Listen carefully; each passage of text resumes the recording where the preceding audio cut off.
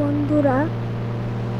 তো আজকে আমি রাত 2টা বাজে আমরা বাসে চড়ে আমার বন্ধুর বাড়িতে যাচ্ছি এবং আমার খুবই ঘুম ধরছে এবং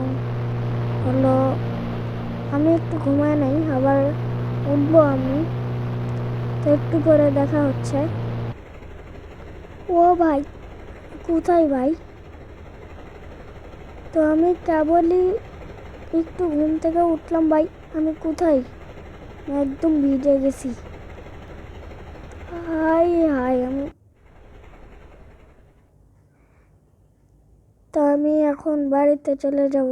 বাড়ির নিচে একদম অ্যাক্সিডেন্ট হয়ে গেছে।